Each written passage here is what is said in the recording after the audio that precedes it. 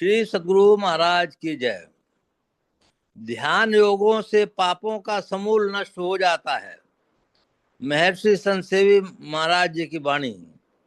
कई योजन तक फैला हुआ पहाड़ के समान यदि पाप हो तो वह ध्यान योग से नष्ट हो जाता है। इसके समान पापों का नष्ट करने वाला कभी कुछ नहीं हुआ है। आइए इस विषय पर हम विचार करें कि ध्यान योग से पापों का समूल नष्ट कैसे होता है। किंतु इसके पूर्व एक निवेदन करना चाहूंगा। गोस्वामी तुलसीदास जी महाराज ने रामचरितमानस के उत्तरकांड में लिखा है, संत उदय संतत सुखकारी विश्व सुखद जिमि इंदु तुम्हारी।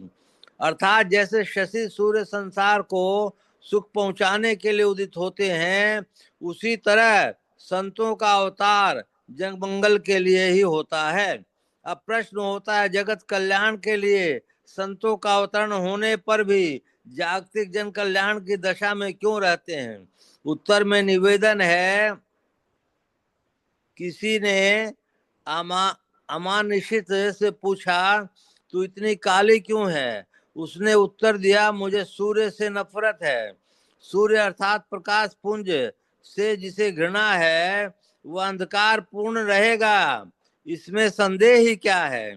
इसी प्रकार जो साधु संत ज्ञानी ध्यानी और सदाचारी सज्जन से घृणा या द्वेष करते हों, वह दुर्जन बरकर अज्ञात की दशा में यह अकल्याण अवस्था में रहे, इसमें आश्चर्य ही क्या है।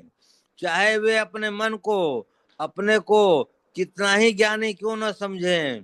ठीक इसी प्रकार जो पुण्य से घृणा करता है, पुष्प से घृणा करता है, वह पाप में प्रवृत्त हो जाए, इसमें संशय का स्थान ही नहीं है।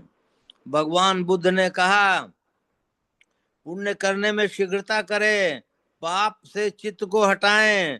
पुण्य कार्य में शिथिलता करने वाले का मन पाप में लग जाता है। गोस्वामी तुलसीदास जी ने कहा है, जिस तरह ऋतु में उनकी गर्मी की रात्रि में चंद्रमा हरण कर लेता है, उसी तरह संतों के दर्शन से पातक टल जाते हैं। विचारणीय है कि जैसे आकाश में काले काले बादल उमड़ने पर हवा उसे उड़ा ले जाती है, किंतु इसका अर्थ यह नहीं कि फिर कभी बादल आएगा ही नहीं और वर्षा होगी ही नहीं। यथार्थ बात तो यह है कि हवा उसे थोड़ी ही देर के लिए दूर हटा देती है, पुनः बादल आ सकता है और वर्षा भी हो सकती है। उसी तरह संत दर्शन में पातक टरते हैं, नष्ट नहीं होते हैं। जैसे सरोवर में जल के ऊपर मल यानी हरी हरी काई जम जाती है, लगातार कुछ काल तक जल को हिलाने रहने से कुछ काल के लिए काई दूर तो हो जाती है, किंतु जैसे हिलाना बंद हुआ वैसे ही धीरे धीरे वह काई आने लगती है और थोड़ी देर के बाद पूर्वत हो जाती है। उसी तरह जब तक संत दर्शन उनके प्रवचन श्रवण करते हैं, तब तक मन विषयों की ओर से पापों की ओर से हटा रहता है, किंतु जैसे ही संतों के संग सत्संग छूटता है, वैसे ही धीरे धीरे विकार आने लगते हैं और मन पुनः पुनः पूर्वत विकारी बन विषयों में विचरण करने लगता है, पाप कर्मों में रत हो जाता है। ऐसी अवस्था में जिज्ञासा होती है कि क्या इसका समूल नष्ट करने का कोई यत्न नहीं है। हाँ है। मेरे विचार में जैसे गाय के पेट से जिस समय बच्चा निकलता है, उस समय उस बच्चे के शरीर में दुर्गंध युक्त रस युक्त मांस और झिल्लियां लिपटी रहती हैं, लेकिन उसकी माँ धीरे धीरे उसको चाट चाट कर उसकी सारी दुर्गंधियों को दूर कर देती है। इसी प्रकार संसार में जब जीव आता है तो उसके अंदर काम क्रोध आदि बहुत प्रकार के विकार मल भरे रहते हैं, किंतु संत सदगुरु की शरण से ये सभी विकार धीरे धीरे नष्ट हो जाते हैं। संत जन अपने ज्ञानोपदेश व शिक्षा दीक्षा द्वारा उसके समस्त मल को शनय शनय हरण कर लेते हैं। जैसे सूर्योदय होने पर अंधकार नहीं रह जाता, इस संबंध में गोस्वामी महाराज तुलसीदास जी महाराज के विचार भी पठनीय हैं। उन्होंने पाप को समूल नष्ट करने की एक अच्छी सदयुक्ति बताई है, और वह है, जब द्रवहि दीन दयाल राघव साधु संगति पाइए, जेहि बरस परस समागमादिक पाप राशि न साइए। अर्थात जब दीनदयाल रघुनाथ जी कृपा करते हैं, तब संत समागम होता है। जिन संतों के दर्शन, स्पर्श और सत्संग से पाप समूल नष्ट हो जाता है। तात्पर्य यह है कि भगवान के अनुकंपा से और साधु संग से उनके दर्शन, स्पर्शन और सरगम आदि का सौभाग्य प्राप्त होता है। फलतः अध का वध करना सुलभ हो जाता है। किंतु सावधान, जो गोस्वामी तुलसीदास जी ने अपनी कविता में बड़े ही कुशलता पूर्वक इस विषय का विश्लेषण और प्रतिपादन किया है, ध्यान में रखें, संतों के दर्शन हो, स्पर्शन हो, समागम हो तो ठीक है, किंतु इतने से ही पातकों का परिसमाप्ति नहीं हो जाती। समागम में आदिक शब्द जोड़कर गोस्वामी जी ने उनके अंतर्निहित गुण रहस्य का उद्घाटन नहीं किया, वरन गोपिन रखा। वह रहस्य क्या है? खगी जाने, खग की भाषा के अनुकूल क्रियावान शुद्धाचारी सज्जन ही इस मर्म को जान सकते हैं। आवश्यकता है ऐसे संत सदगुरु की, जो उस रहस्य का उद्घाटन कर सकें और जिनकी बताई क्रिया विशेष के द्वारा पाप राशि को निषेध किया जा सके। वह है ध्यान योग। कहते हैं कि माँ अमानिषिद की तमिश्रा को नाश करने तथा दिन के प्रकाश को लाने के लिए बड़े बड़े प्रयत्न किए। चंद्रदेव से प्रार्थना करने पर वे समस्त आराओं के साथ षोडश कलाओं में आकाश में उदित हुए। ग्रह ग्रह में प्रदीप प्रज्वलित किए गए, सड़कों पर करोड़ों मशाल जलाए गए, समस्त वन गिरी एवं लताओं से अग्नि लगा दी गई, फिर भी दिन का प्रकाश नहीं हो सका और अंधकार जा सका। किंतु जैसे ही सूर्योदय हुआ, वैसे ही समस्त विश्व प्रकाश पुंज से प्रकाशित हो गया, तम का नामो निशान नहीं रहा। इसी तरह कितने भी बड़े से बड़े यज्ञ किए जाएं, तीर्थ किए जाएं, व्रत किए जाएं, किंतु पापों का नाश नहीं किया जा सकता। जैसे कपड़ा साफ करने के लिए साबुन और पानी की आवश्यकता पड़ती है, वैसे ही मन की मैल धोने के लिए ध्यान और सदाचार का पालन है। पुनः सुषुम्ना ध्यान की महिमा का वर्णन करते हुए शिव जी ने ब्रह्मा जी से इस भांति कहा, जिसका उल्लेख हम योग सुख उपनिषद में पाते हैं। हजारों वर्ष में यज्ञ और सैकड़ों वाजपेयी यज्ञ का सुषुम्ना ध्यान योग का 16वां अंश नहीं है। जो नर सुषुम्ना में सदा सभा करता है, वह सब पापों से मुक्त होकर सच्चा कल्याण पाता है।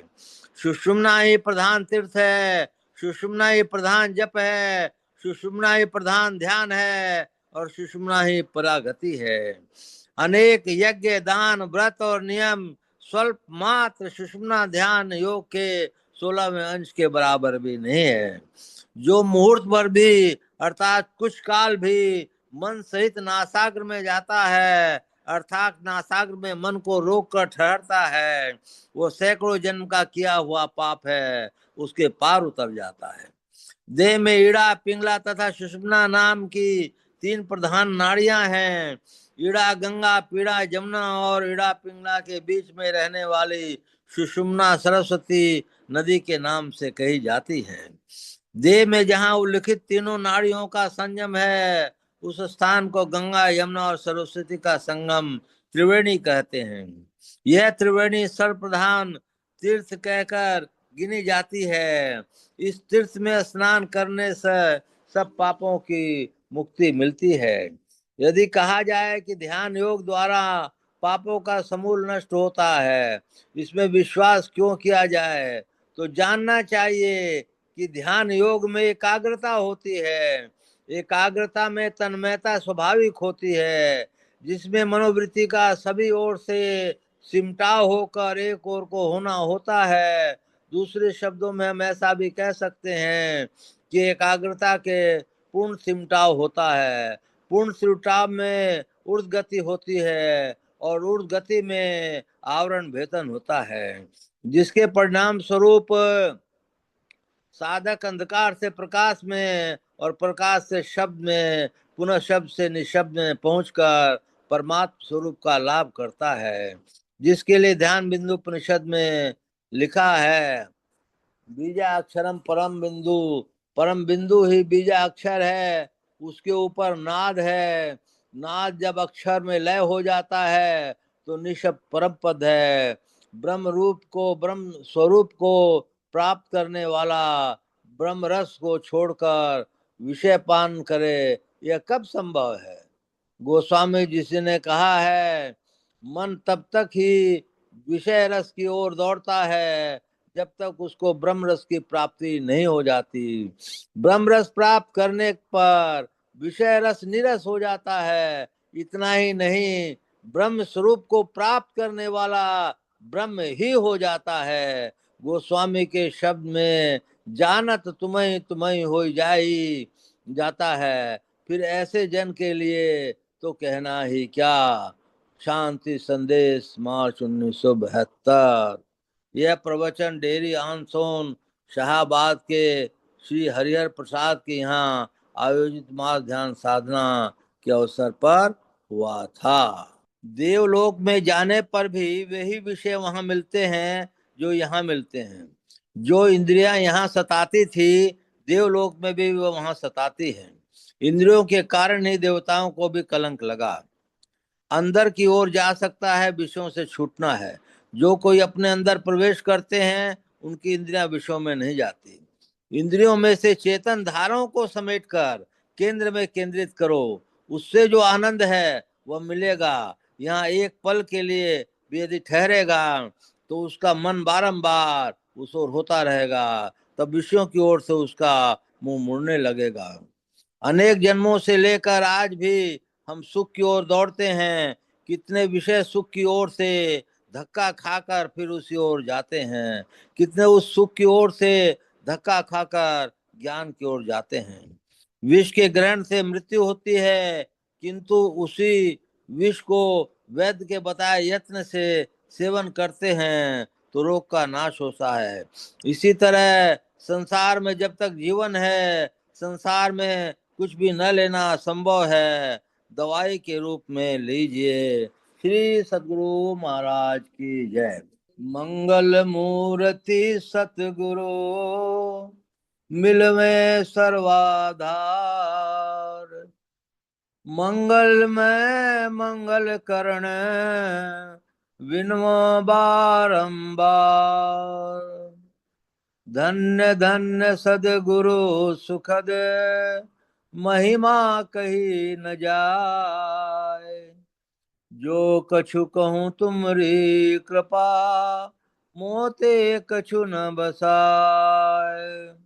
पुनश्च सब धरती कागज करूं, लेखन सब बन राय।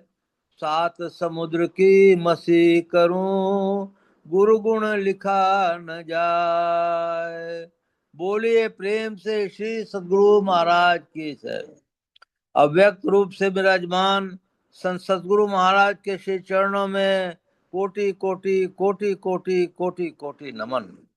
अव्यक्त रूप से विराजमान संत सद्गुरु महर्षि संतसेवी परमहंस जी महाराज के श्री चरणों में कोटि कोटि नमन, कोटि कोटि नमन। उपस्थित अत्यंत भाग्यशील सदात्माओं, आप सबको सहस सहस नमन, सहस सहस नमन। आज अद्वितीय और बहुत सुंदर पाठ हुआ, पढ़कर बड़ी खुशी हुई और सुनाकर आप लोगों को बहुत खुशी। हम लोगों को मनुष्य जन्म मिला है, ये बहुत दुर्लभ है। मनुष्य जन्म की दुर्बलता इसी से जानते हैं कि देवताओं को भी मनुष्य शरीर के वो लोग जो हैं प्यासे रहते हैं। हम लोग को मनुष्य शरीर मिल गया, परंतु गुरु न मिला तो किस काम का। और गुरु मिल भी गया तो सच्चा गुरु न मिला तो किस काम का। हम कितने बड़े भाग्यशाली हैं कि हमको मनुष्य शरीर तो मिला ही, परंतु सच्चे गुरु भी मिल गए। सच्चे गुरु वो मिल गए कि जो हम लोगों को ईश्वर तक पहुंचा सकते हैं, अपने समान बना सकते हैं। इसके लिए क्या करना होगा? इसके लिए हम लोगों को, चूंकि ये एक जन्म का काम नहीं है, पहले हम लोग को मनुष्य जन्म ही हमारा हो, योगी कुल में जन्म हो या श्रीमान के कुल के घर में जन्म हो, तो इसकी योग्यता बनानी पड़ेगी।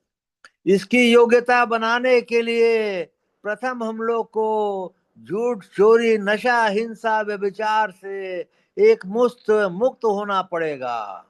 मुक्त होने के बाद ही हम लोग सदाचारिता के क्रम में आ सकेंगे। जिसको सदाचार अच्छा नहीं है, वह न तो जाप कर सकता है और न मानस ध्यान कर सकता है, न दृष्टि साधन कर सकता है, न सूरज शब्द योग कर सकता है। इसलिए प्रथम इसकी आवश्यकता है, और भी आवश्यकता है। समय को नाप नाप कर करके समय को कई भागों में बांट लीजिए। गृहस्थ के कार्य भी हैं, संसार के कार्य भी हैं, और अपना कार्य भी है। अपना कार्य क्या है? अपना कार्य अपने को जानना है। अपना कार्य ईश्वर को प्राप्त करना है। अपना कार्य स्थूल सूक्ष्म कारण महाकारण केवल यूं के पार जाना है। इसके लिए क्या है? इसके लिए ध्यान योग है। वो ध्यान योग जो अभी सुषुम्ना के बारे में विशेष रूप से बताया गया। ध्यान योग क्या है? ध्यान योग निर्विषय मन को ध्यान कहते हैं, और दोनों चेतन धाराओं को जोड़ना, एक बिंदु पे लाना सच्चा ध्यान है। सच्चा ध्यान होने से आपको काला तिल बरसता दिखता है। काला तिल होने के बाद फिर जो है वो सफेद तिल में कन्वर्ट होता है। प्रथम काला दरसता है, वही फिर श्वेत होता है। प्रथम काला दरसता है, वही फिर श्वेत होता है।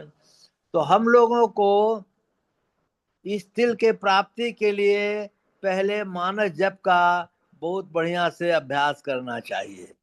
किन्हीं किन्हीं का मानस जप के जगह उपांशु जप करते हैं, बहुत लोग श्वास जप भी करते हैं।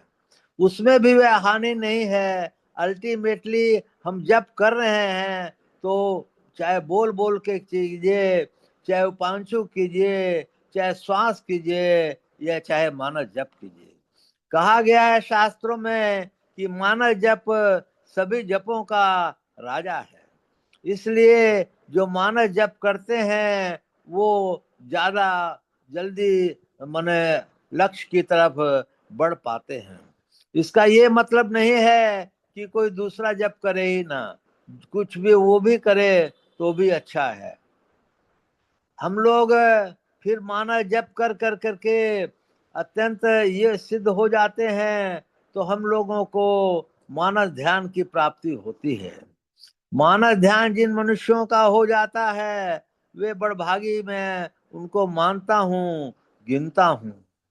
मानस ध्यान हो जाता है तो दृष्टि साधन की क्रिया में बहुत जल्दी सफलता मिलती है। दृष्टि साधन की सफलता के पहले 5 तत्वों के 5 रंग नजर आते हैं। 5 तत्व क्या हैं? क्षितिजल पावक गगन समीरा। इन 5 तत्वों के जैसे मिट्टी का रंग पीला है और आकाश का रंग उजला है, किसी का लाल है, किसी का हरा है, मैं व्याख्या नहीं जानता।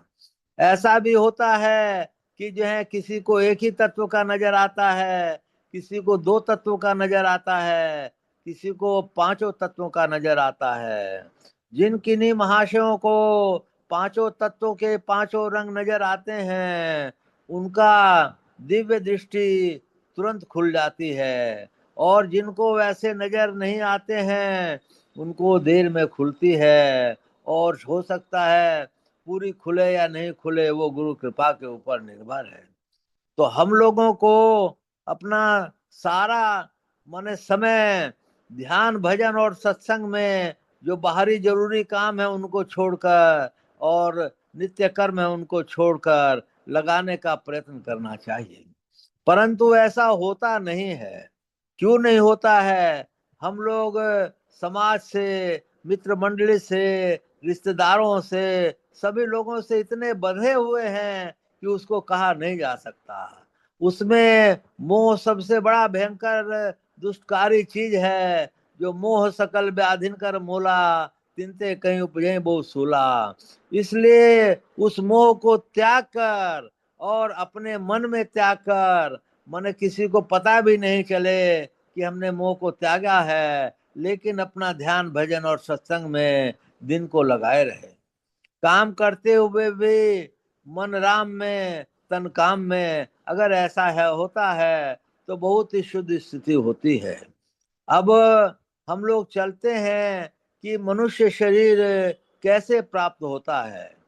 कई दफे मैंने बताया है कि मनुष्य शरीर प्रकाश को देखने पर प्राप्त हो जाता है। मनुष्य शरीर यदि एक बिंदुता पर टिक जाए तो प्राप्त होगा ही होगा।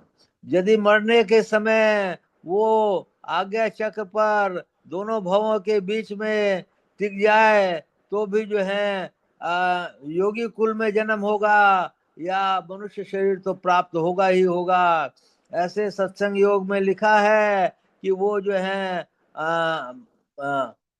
परम पुरुष को प्राप्त करता है। इस तरह से यदि हम लोग इतनी साधना कर लें कि एक बिंदु पर अपने को टिका कर करके मने रखने की योग्यता हम लोग सीख जाएं तो ये प्राप्त होगा। वो योग्यता आएगी कैसे? वो योग्यता आएगी मात्र मात्र और मात्र गुरुदेव कृपा से। जो अब ना सब कुछ गुरु के चरणों में डाल देता है, उस पर गुरु महाराज अवश्य ही कृपा करते हैं। कमी है हम लोग को गुरु पूजन में, वहां से आने में देर नहीं है, हमारे करने में कमी है। हम लोग संसार की तरफ घूमते रहते हैं, पार्टियों में जाते रहते हैं, घूमने के लिए जाते रहते हैं, अपने समय बर्बाद करते रहते हैं, लेकिन उतने ही समय को हम लोग यदि ध्यान भजन और सत्संग में लगाएं तो कहाँ के कहाँ पहुंच सकते हैं। विचारिएगा, मेरी बात पे ध्यान दीजिएगा। एक सांस की कीमत कितनी है, जो एक सांस की भगवान ने सांस लिख कर करके दिए हैं। ध्यान योग का ये भी महात्म्य है कि आपकी उम्र बढ़ जाती है। क्यों बढ़ जाती है? कि जो सहस्त्र 2100 600 जाप आनंद उपजे आपे आप, 21,000 जो 600 सांस लेते हैं, उसमें ध्यान योगी जो है कोई 20,000 लेता है, कोई 18,000 लेता है, कोई 15,000 सांस लेता है। क्योंकि ध्यान के समय श्वास की गति काफी धीरे हो जाती है।